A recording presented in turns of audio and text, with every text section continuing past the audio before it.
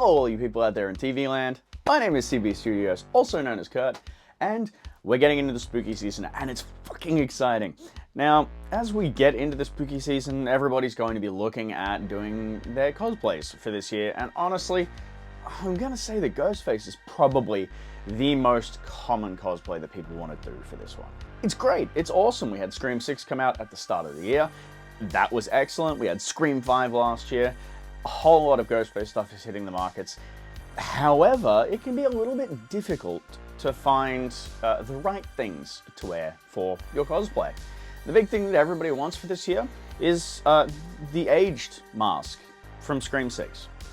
Now, Spirit Halloween do stock the aged mask. Not this one, they stock the official one. This one is a bootleg. You can get them online. They are starting to hit the costume stores, but a lot of people are struggling in finding those, and that's fair. And if you're like me and you live in Australia, your options are pretty limited. You can order one online and have it sent to you, and it's going to cost a bunch, and it's probably going to take sort of 4 to 6 weeks to get here.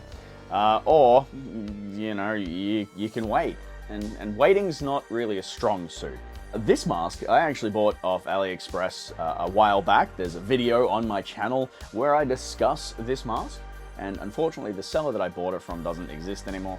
But I got this because I didn't want to have to wait for a legitimate Fun World mask. I needed this for a project. Now I do have some of the Fun World aged masks on order. They're from Mad About Horror, and unfortunately I don't think they're due to ship until November or so, but I wanted the option of wearing my aged Scream 6 Ghostface. What I'm talking about today is the mods that I've done to this latex bootleg mask, and we're going to discuss how I've modified it to make it a little bit more accurate to a Ghostface mask, and make it look a little bit nicer. So let's get into it. The big difference with this mask over one of the Fun World ones is this mask is actually a latex mask. And you'll be able to tell that they're totally different rubber. The inside's going to feel almost a little bit chalky when you get them, but it's obviously not an official mask. It's not based off an EU sculpt. It's got no stamp on the back of the chin. It is just a straight from China bootleg latex mask.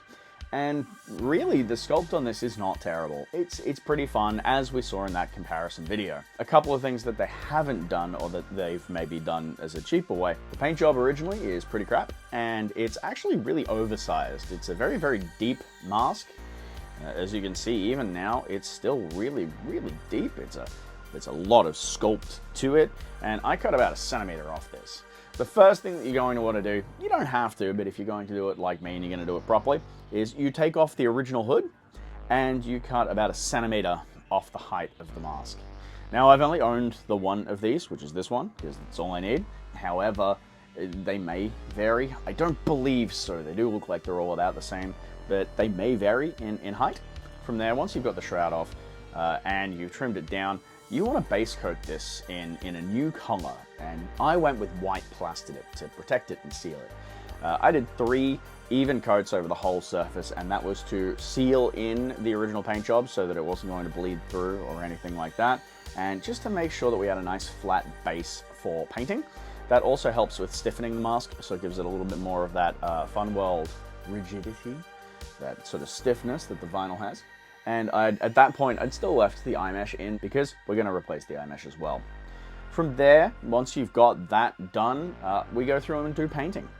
And as you can see, there's a whole lot of cracks and details, and there's a lot of yellow and brown textures and things like that. Honestly, for that stage, I used a reference from Douglas Little, making sure that I had the basics and sort of copied the masks that he's done and tried to make it look as close to the Scream 6 mask as possible, which I really managed to do. I think we got a whole lot of texture and detail in that.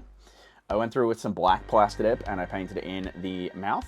I hand painted the mouth in, the nose, and the eyeliner as well. And the eyeliner is where you can really change the look of one of these masks. You can make the eyes seem bigger, you can make them seem smaller, you can change the shape a little bit, you can make it a little bit more like a Gen 2. It's not going to completely change the design of the mask, but it will give you a nice base to work from, and you can really create some cool looks with it.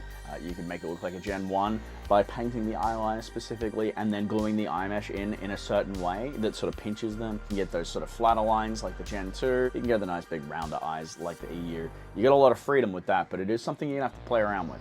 Once you've got all of that paint, you've got all of that nice finishing work, you've got all of that beautiful, gnarly, chunky aging, what I did then was cut some new eye mesh. Now, everybody asks me what I use for eye mesh, and I use the same stuff in this as I do in the Doofy masks. I use the fabric from an old Funworld robe because it's nice and thin, it matches the Funworld product, and well, I've got a shitload of it on hand, so I cut some eye mesh from a Funworld robe, and these are just glued in with E6000. It's really nice and simple. It's a great rubber-based glue. It's great for gluing even eye mesh into the Funworld masks. It'll stick to the vinyl really, really nicely, and it's pretty cheap. Any craft or art store should have that. From there, I went through and I actually stitched myself up a more accurate shroud. Again, using that Funworld robe material. The shroud that comes on it originally was very silky and I didn't really like that, so I made a custom shroud for it.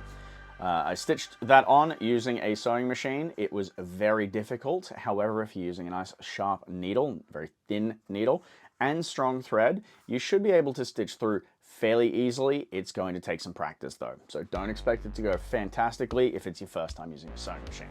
Not the easiest thing to do. I've then also stitched in a headband. So we've got the strap, elastic strap in there, and that's to hold the mask in shape. And that also helps with these ones. They can come a little bit squished. I know that mine tends to get these folds coming up from the eyes, where the mask has been folded back on itself like that. And this helps to even out those creases over time and hold the mask in shape. It's really, really cool. Once you're done with that, you are pretty much done. You're ready to go.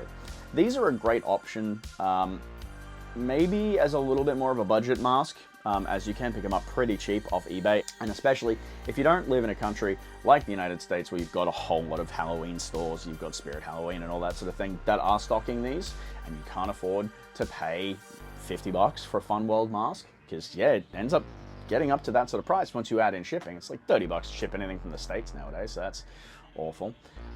These can be a really good option, and I've noticed, at least in eBay Australia, if you search Ghostface mask, you'll see a few of these pop up.